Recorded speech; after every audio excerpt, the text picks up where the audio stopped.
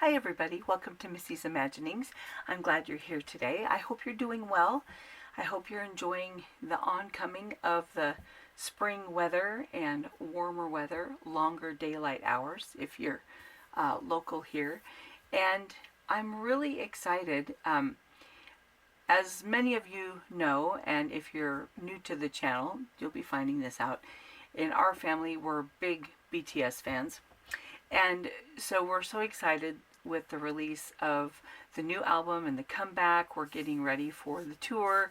And so I was blown away when we watched the televised live stream of their comeback concert on the outfits that they wore.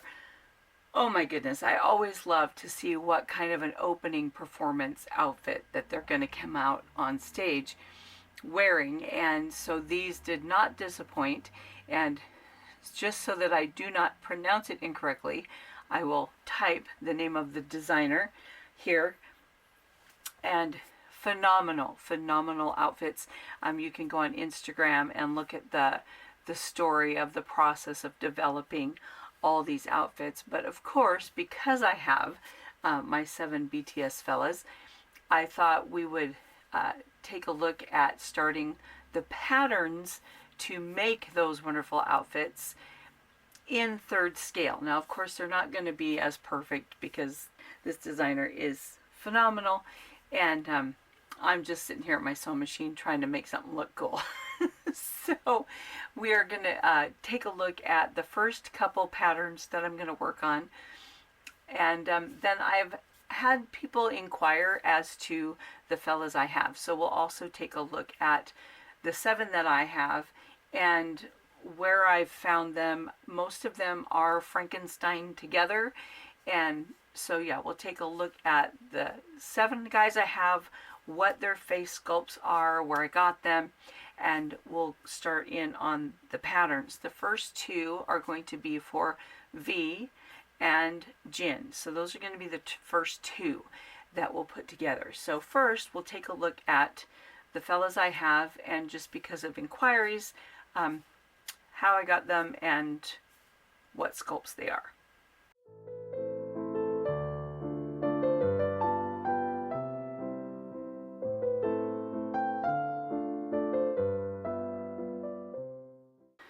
So these are the first 3 of the 7. So we'll just go in order of the fan chant. So we have Namjoon, or RM, then we have Jin, Seokjin, and then we have Suga, or Yoongi. So we're going to take a look at them. These are all 3rd scale, so they're very tall.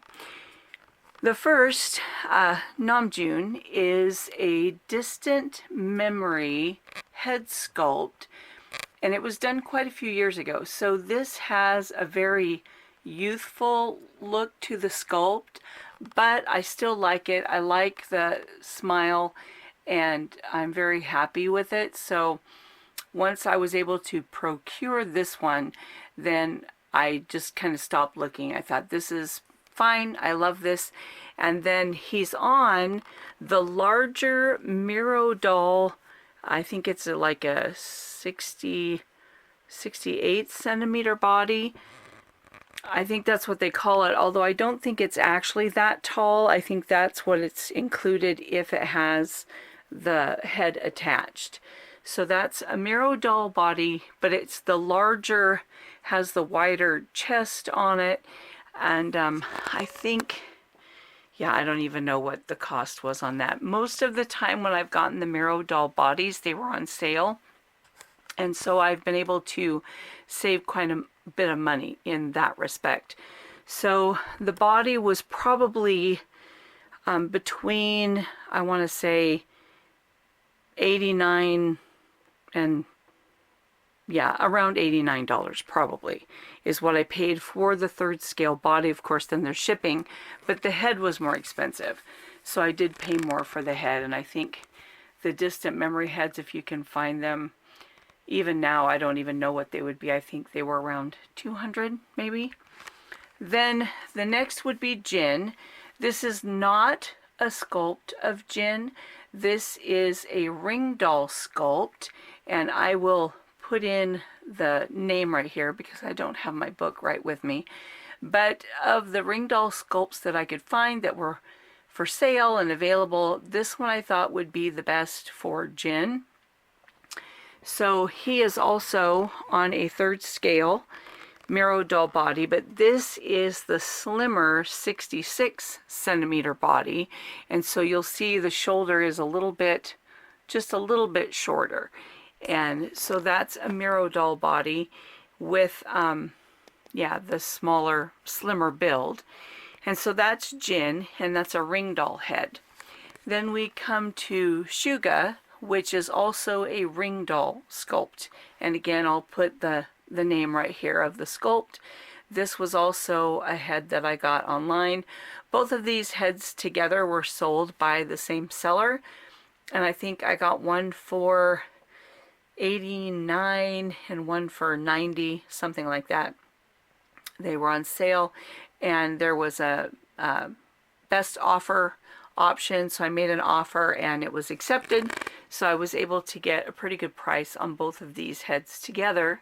So this also is the 66 centimeter slim build body. So those two, and they're a little bit different heights too, because these have a little bit thicker sole on the shoe than those, so it stands a little bit taller. And so those are those two bodies. So those are the first 3 members of the group. The next 2 members are J-Hope, or Hosek, and Jimin. And J-Hope is a sculpt of his face by an artist in Italy.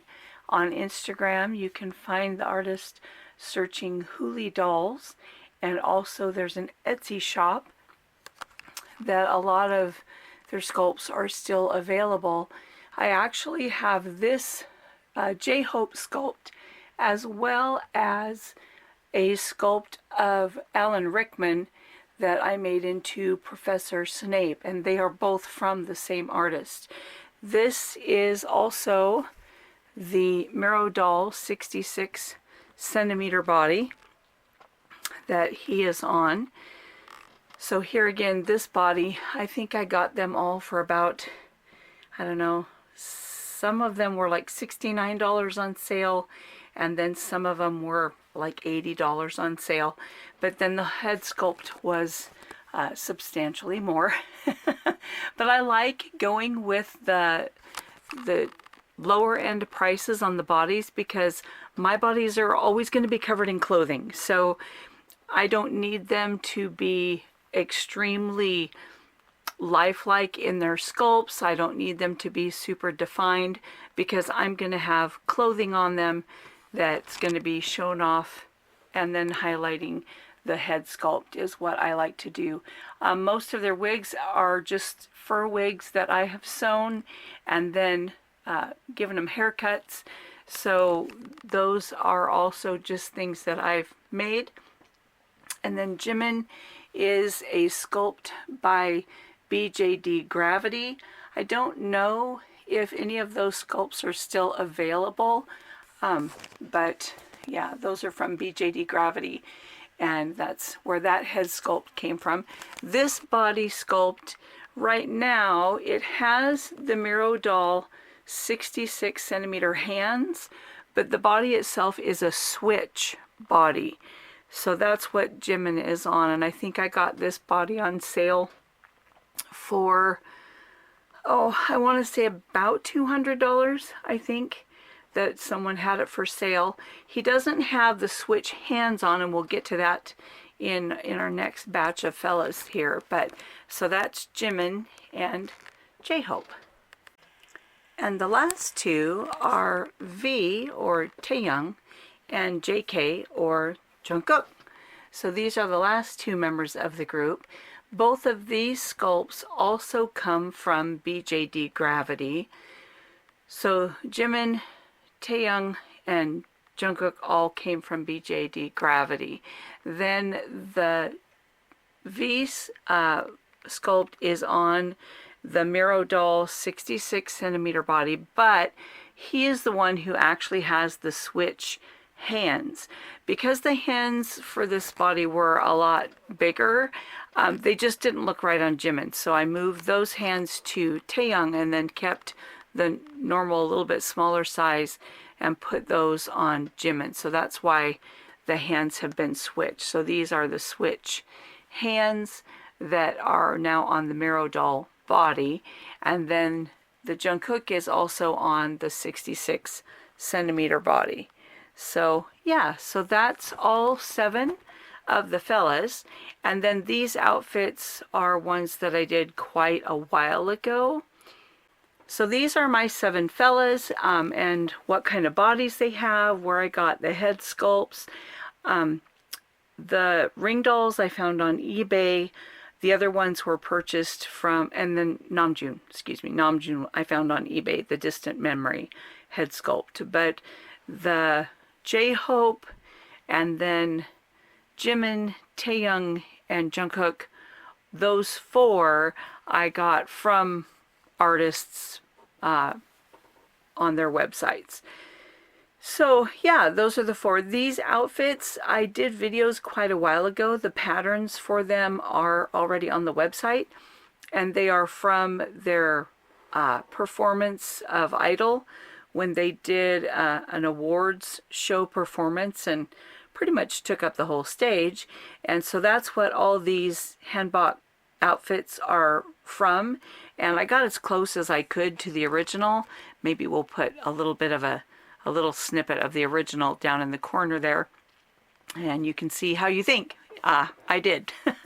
So now we're going to go ahead and start on the pattern sets to make the new performance pieces that hopefully will look like this. Okay, and so let's go. Here is my favorite kind of mini portable studio. I have a drawing table that I got off Amazon. So that's this wooden piece here. So it's just a portable drafting drawing board. Then the light table I also got on Amazon. I don't remember what any of the prices on these are.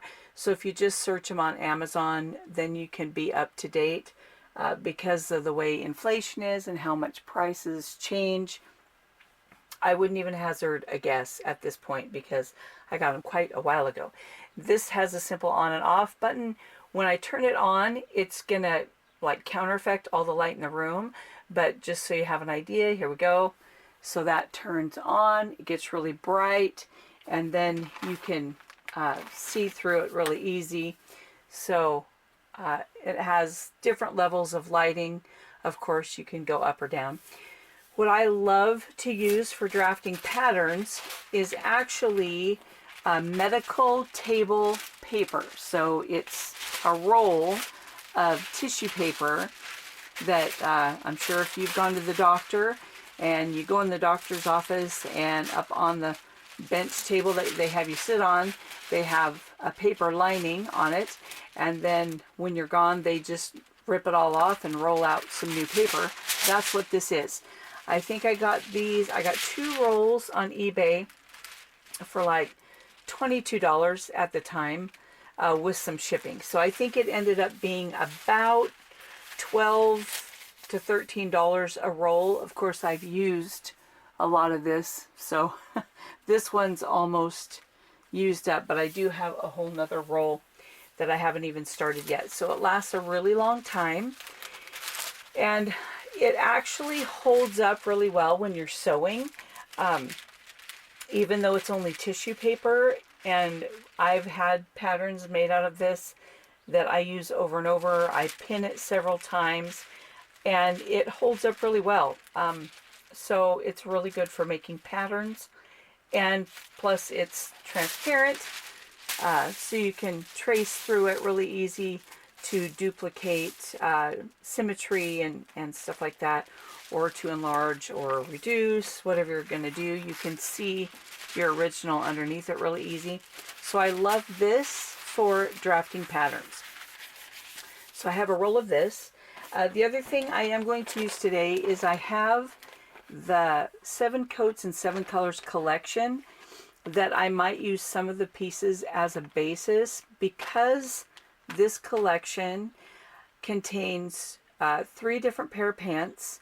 It has 3 different types, well, four different types of shirts. Let me think, because there's like a big boxy t-shirt, a fitted t-shirt, a button-up shirt, and it has a tank top, I believe, in this pattern set. Then, let's see, then of course the 7 coats that are different styles. So if there's something that's similar to the shape I want, I can modify using some of these patterns that I've already designed. I've already sewn them. I already know they're going to fit. We'll put a little photo in there of what this collection looks like. This is available on the website, and I believe it's available in 3rd scale, 4th scale, and I think even 6th scale, just because it was created for our BTS fellas, and I knew that the Mattel BTS guys were in 6th scale. So this pattern set is already available for you, so you can print those out and use them as a reference as well if you're going to sew them or you're drafting things from them. I also have a ruler that is an 18-inch ruler, clear, that I love because I can see through it. It has both inches and centimeters, so that's handy. I have also a measuring tape with inches on one side, centimeters on the other, that I love because I can curve and measure curves with this. So I really like having a soft, flexible measuring tape, mechanical pencil, an eraser. Then also what sometimes I do use is called an architect scale. I like the architect scale because you can scale things up or down really, really easily, because that's what it's designed to do. So I do like having an architect scale handy if I need to scale something up or down. Then a pair of scissors, not only just to cut my parchment paper or my tissue paper, but a lot of times if I'm designing a back, so I know this side has to match that side, I can design one side, fold it, and then cut it out, and then I don't have to redraw the other side and make sure it matches. I can cut it at the same time. So scissors.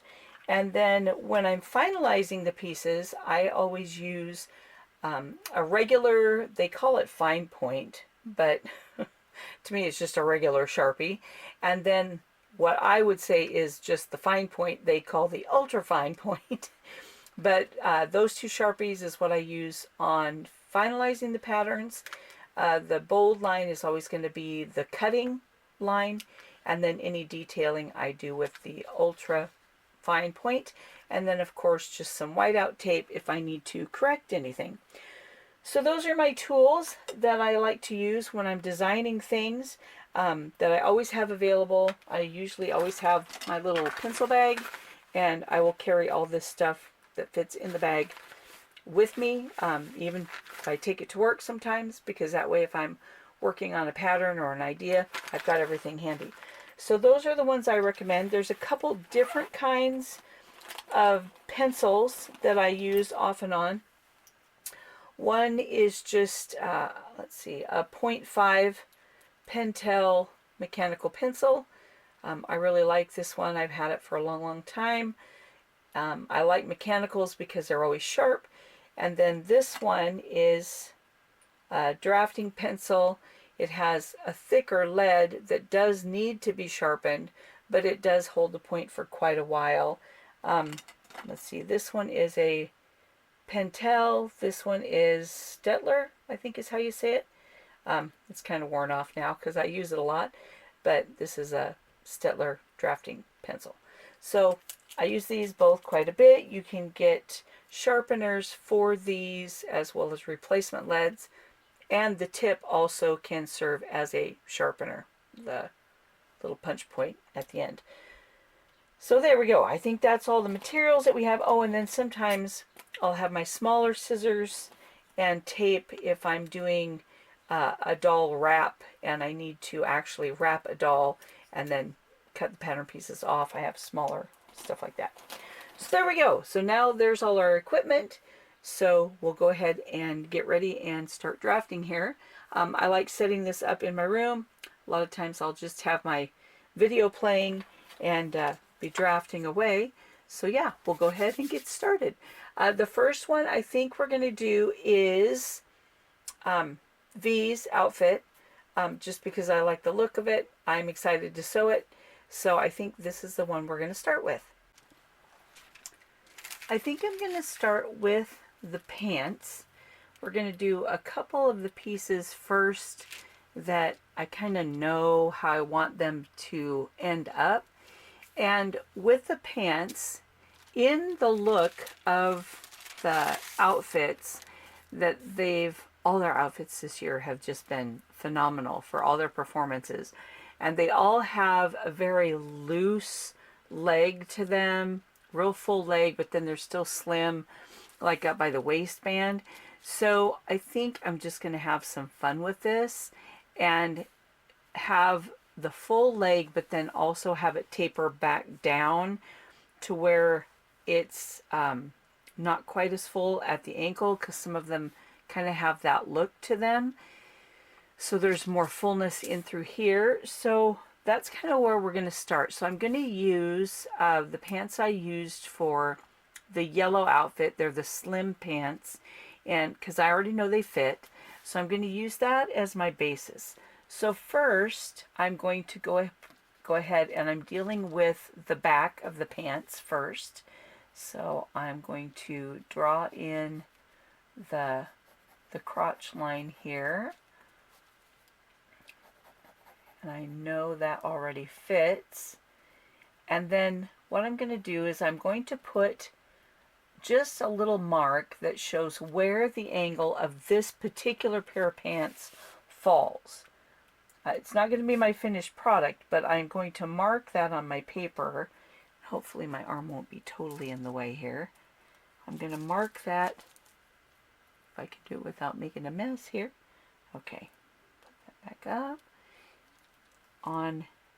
Because then I have a reference of what this piece actually looks like.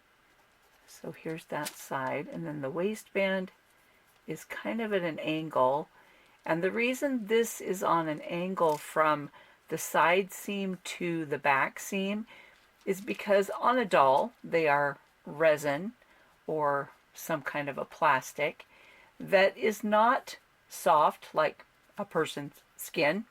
It's a hard surface, so when they sit down there's going to be no give as to how that garment fits onto the doll because it's just hard plastic.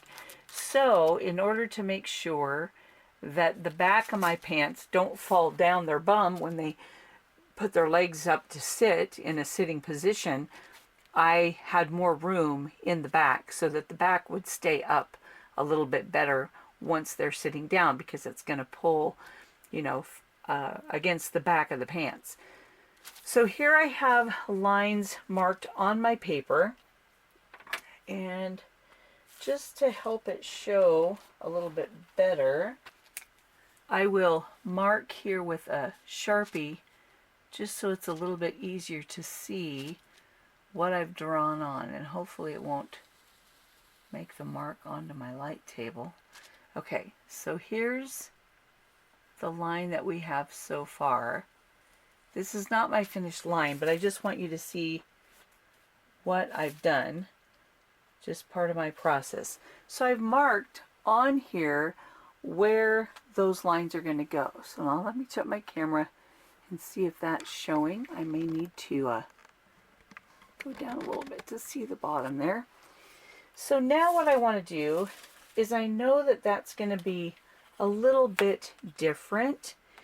So I am going to, instead of coming down at a straight line, I'm going to give myself a little bit more fullness here. So I'm going to come down, let's see, I'm going to come out a little bit more. It gives a little bit more room in the bum. And I'm going to come, let's see, about an 1/8 of an inch away from that original mark. I'm going to kind of come down, but now I'm just going to curve back to that same spot. So there's going to be a little bit of a curve there. So now instead of just coming straight, it's a little bit fuller. And then I'm going to add a little bit of that curve to come back up here, so it doesn't have just a weird jog in the line. All right, so now, so you can see that better, I've come out a little bit more, just a little bit, and I'm going to come down. There'll be a slight angle here. Come down, but I am going to meet up with where I started at the bottom. Then I'm going to kind of do the same type of thing here. I'll put like my straight line just so that I kind of have a guide. And bring that over. So I'll put a pencil guide here with where it is for that slim line. Now this is going to be my side seam. And I'm going to come down.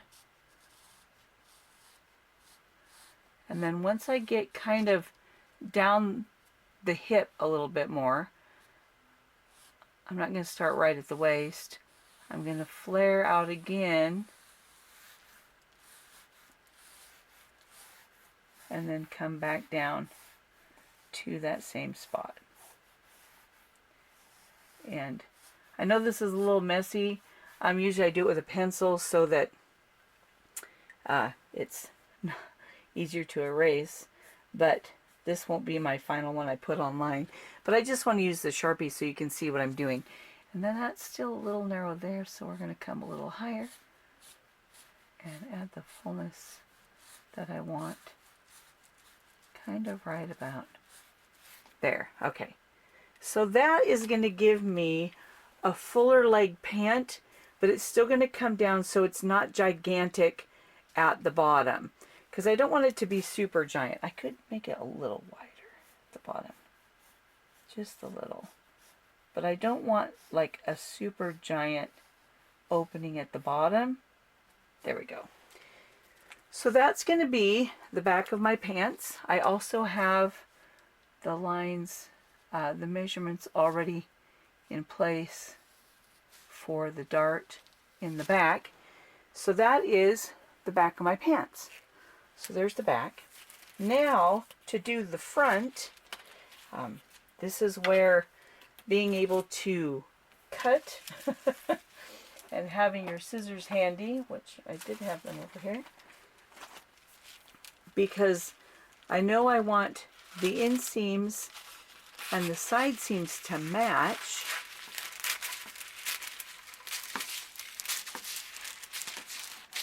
So I'm gonna cut there.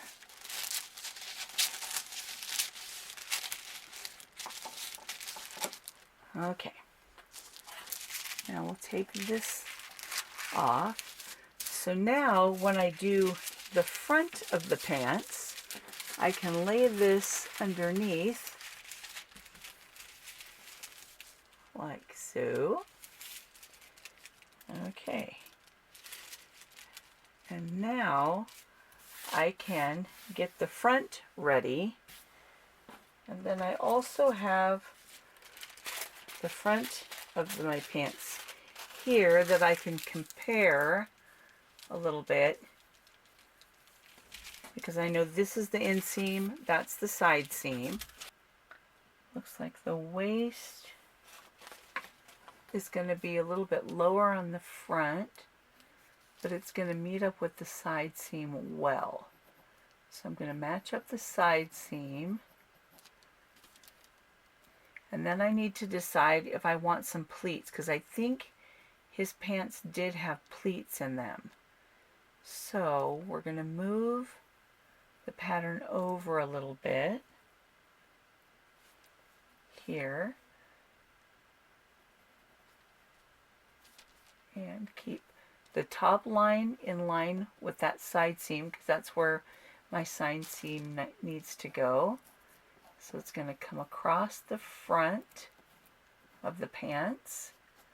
We're going to come down and make the fly of the pants.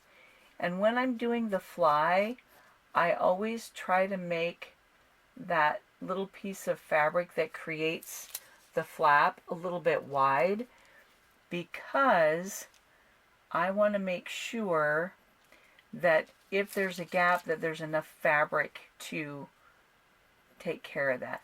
Now this has kind of a real gradual, or I mean a real steep closure, but we're gonna make it a little more gradual here and make the fly come down a little bit lower.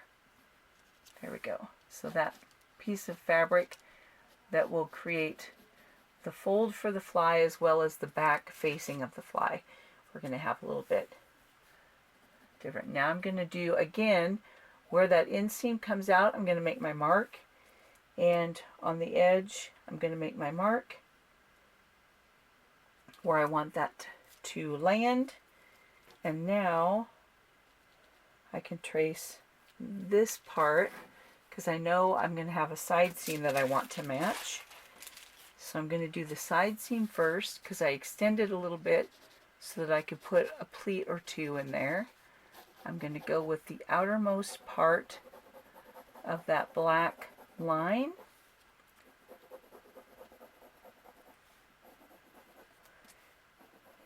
To make this edge, which is the side seam of my pants. Then the hemline. Now I'm going to shift the inside or underneath piece so I can match up the seam that will be the inseam with the marks that I made based on the front piece that I was using. There it is. Okay. So now, with the front piece that we have, go ahead and ink that in so you can see it. So here is the fly piece, and this is my seam line. Here's the edge.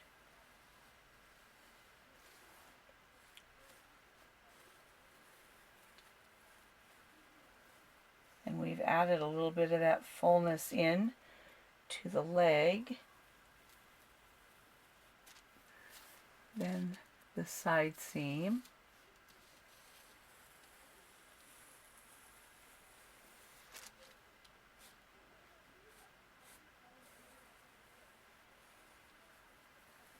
Okay.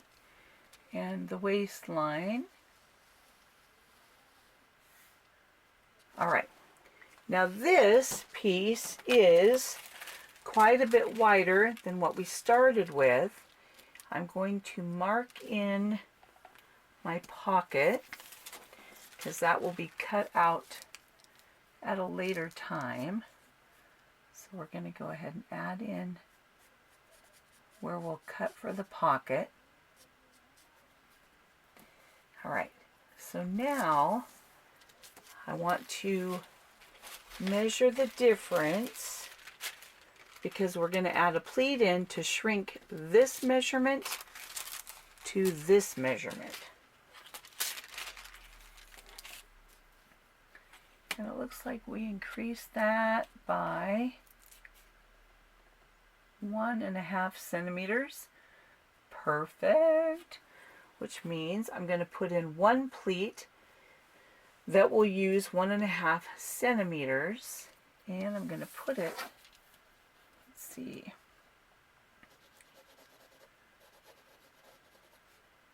here. Then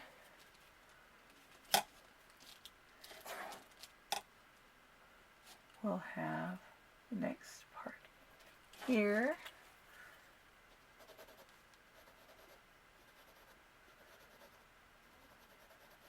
Okay, and then next part here. Okay.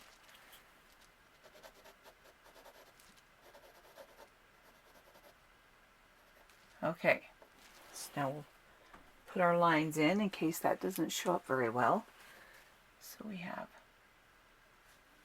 here, here, and here. And basically when we sew it, we're going to fold on this edge, and then we're going to bring that fold across then we're going to fold here and bring this edge to that edge. So now we'll cut out this piece. Just for a quick look, when we sew this, we're going to fold on this edge first, then it's going to fold again on the dotted line, and we're going to bring that first fold line to the inside line, and then that's what our pleat would look like. So to make a pleat in a pair of pants, you need whatever the width is that you want that to be, you need an additional amount of that times 2, because you're going to have the inside flat part and then the inside of the pleat that has to be accounted for in order to make the pleat lay correctly. So that's going to be the pleat in our pants. Now we're going to double check with our original pattern piece, and if we lay that on there, it matches. So we know that our pleat is correct. So there is the front piece that we've drafted and the back piece. Now to do the pocket, I already have a pocket piece that I can just trace. I'll probably lengthen it so it's a little bit longer, but I already know that's going to fit, so I'll make another one of these, and I will make it a little bit longer. Then I already have a waistband that I will make the waistband a little bit wider, because this is like a pretty narrow waistband, because when you fold it and then you also take out the seam allowance, you're looking at a waistband that's about that wide. But I think I want a little bit wider waistband, so I am going to widen this a little bit, maybe a 1/2 inch wider, and then I'll make it the same length because I know these pants are going to fit the same at the waist. So now I want to do we'll take a look at the drawing again. I'm going to do the turtleneck next. So I have the slim fit t-shirt that I want to use, and because sometimes you don't know what kind of fabric you're going to use and you don't know if it's going to be able to go over their head really well, I have a t-shirt that can have a back closure. So my back is actually going to be 2 pieces, my front is 1 piece. So essentially I'm going to add a little bit of length to this to make it easier to tuck in, and so the hem will come down a little bit farther. I'm going to lengthen the sleeve so it's a long sleeve, and then we're going to add a turtleneck. I might raise this neckline in the front up a little bit so it's a little bit higher up on the neck. And it'll basically just be a rectangle that we're going to add so that we can sew that in as a turtleneck. So that's going to be our next thing. For the pants, we have the front and the back, the waistband, and the pocket. Got a little crumpled there. Then for the turtleneck, we have the front, the back, the sleeve, And then we also have the turtleneck piece that has enough extra to do 1, 2, 3, 4 pleats in the front, but then have a solid piece in the back so that when we sew it on, it will look like this with all of those pleats in the front. So it's kind of like a mock turtleneck, but it would be that tall. So that's what this rectangle is for. So that's the turtleneck for the shirt. The next piece that we'll look at is like the overwrap kilt type skirt. So to do that, it kind of has the look of like, I don't know if you've ever seen them before, but I think they're called like a handkerchief skirt. So it has the points, and then it still wraps around. I'm going to cut kind of a big square here. It's not exactly square, and I don't think it really is going to matter. So I'm going to fold it in half here, and I'm going to kind of line up the straight edge of my paper for my fold. And like I say, I didn't make it real straight, but I don't think that's even going to matter. Then I'm going to fold it again. I don't think I'm going to fold it exactly evenly because it looks like some of the corners naturally hang longer than the others. So I'm going to fold it more like a rectangle. Not even a rectangle. I'm going to fold it off center. Essentially, I would like this to be similar to the fullness of like a circle skirt, but it's going to have more angles. And I may even kind of exaggerate that a bit, just because the only time I've been able to actually see the garment is when it was actually hanging. So we'll see what happens here. Alright, so here will be the shortest edges. And like I say, I don't know how this is going to work, but we're going to try it. So if we cut here, and then on this edge, we cut down to there. We're going to experiment here. Alright, so this one, yeah.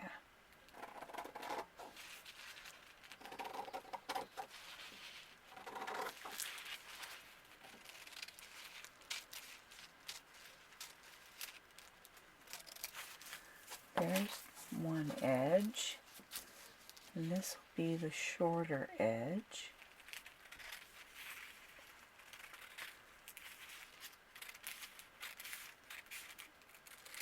Okay, so there's those pieces.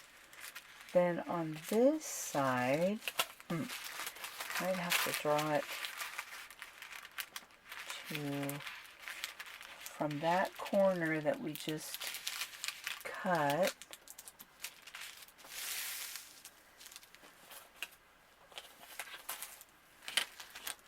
Just there to this corner. Draw there. Alright, well, let's cut that edge. And it should give the vision of just a piece of fabric that has been wrapped, is kind of what we're going for.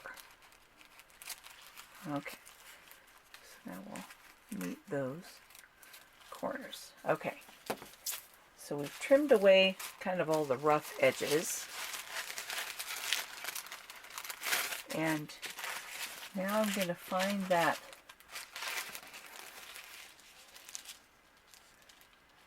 Alright, okay. And now I measured around the waist of one of the dolls to find what the waist measurement is when it's already dressed, because this piece is going to hang around the outside of a pair of pants. And my measurement was 9.75. Then a ½ inch also has to be allowed for some seam allowance. So 5, 12, so it'd be 10.25.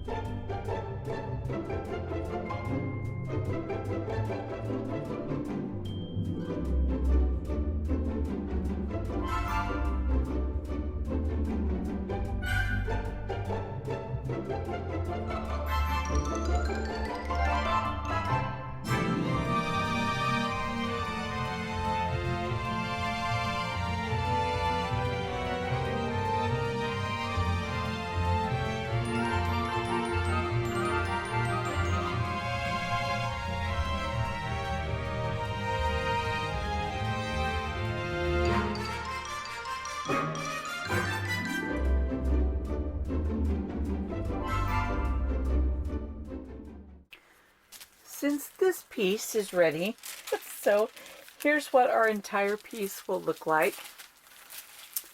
And it'll have, I made these a little bit more pointed, just so when it drapes it'll hang a little bit better. But then I also made just a piece that will be facing, because when this hangs, there's not going to be a waistband on here. And that's why I wanted the bigger waistband on the pants, because this is going to fall like at the top edge of the pants below the waistband. So now there will be a facing, so this will be a finished edge, but it won't have like a waistband on it. So this little key looking thing is the facing for this edge, and then the rest will just be hemmed. So we have that part done. So now that this goofy thing is done, and hopefully it will work, never know till we try it, the next thing I want to work on is the vest. For the vest, I have the pieces that were just the straight, more blocky t-shirt, and I think I'm going to use this to do the pleated vest that goes over the turtleneck, because it is just a little bit wider than those turtleneck pieces, and so that'll give room to go over other clothing. So now I know it's gonna end up finished about this length, but I know I need 6 pleats that will hang down this side. And then the pleats need to fall free from the garment on the front and back, because it looked in the pictures like the pleats are not on the front, are not connected to the ones on the back. So I'm going to have to make the under piece, we'll call it a sheath, that will be this shape, but then I'm going to have to make all the pieces that will be the pleats that will sew onto that piece separately. So it's going to be a process. I'm going to go ahead and do the front first, then I'll match the length of those pleats to do the back pieces. So we have the back underneath piece, then we have the piece that will be the pleats sewn on, so they will be placed so the edge of the pleat falls where the lines are, like this. except for the one at the top, at the shoulders, will be placed like this. So the pleat pieces are done. We'll just cut 5 of these, one of those, and then place them on. Then we have the back of the vest that will be done in the same way. So we've got the lower pleats that will go on, and then we have the top that'll be at the shoulders. Most probably I will be sewing these edges and then flipping it right side out. The last piece to put together is going to be kind of the oversized boxy coat. So I'm going to go in with the longer coat. I kind of looked at the length compared to some of the others in the collection from the 7 coats, and I like the length of this. But there will be some changes because this coat has a yoke in the back and the front, but I'm not going to need that. But on this coat, the front is going to need to have a seam down the front here, and so I will be putting that in. So I'm going to have to get rid of some pieces and then add some pieces.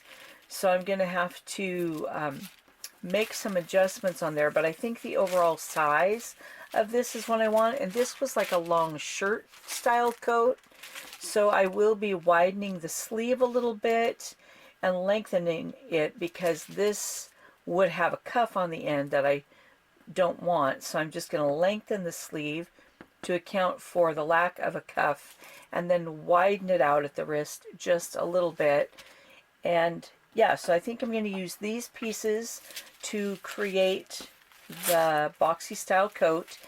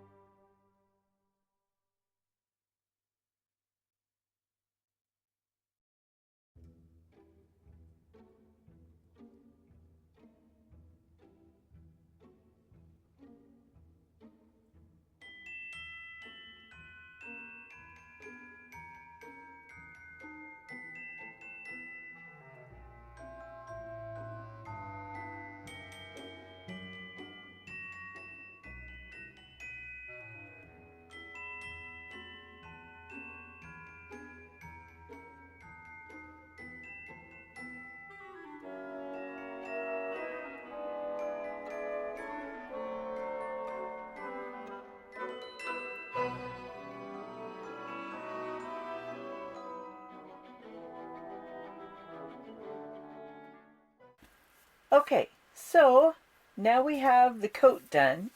Here's the back. Then the two pieces of the front will be sewn together so that there will be a seam that goes down here.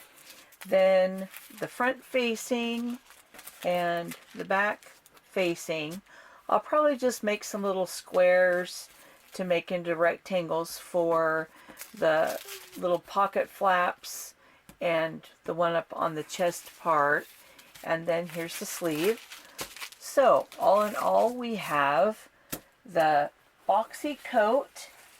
Then we have the pieces for the vest with the pleats. So we'll get all our pleat pieces here. So that's the vest and the coat. Then we have the wrap that goes around the waist. Then we have a pair of pants. We have the legs and the waistband and a pocket. Then we have the pieces of the turtleneck. So there's a sleeve, the pleated turtleneck collar, the front and the back of the turtleneck. So there are all the pieces that we need to make V's outfit. So now I will get them ready on pieces of paper so that we can go ahead and get that scanned and put on the website. And this video ends up being really long, so I won't include Jen's outfit in this video, but that's the next outfit that I'll be drafting. And then I will be putting them on like 8.5 by 11 paper. That's 8.5 inches by 11 inches, which is like a US letter size. So all the patterns will be on this size paper. So just be prepared as normal. If you've downloaded many of the patterns, you're aware that these will be pieced, so that you might have to cut out one piece, cut out the next piece, and then put them together before you cut your fabric. So just be prepared for that, because they are some very large pieces to fit it to this size paper. So whew, that was a lot of work. Thanks for coming along. We'll get this all ready, and then we'll get it on the website. See you later.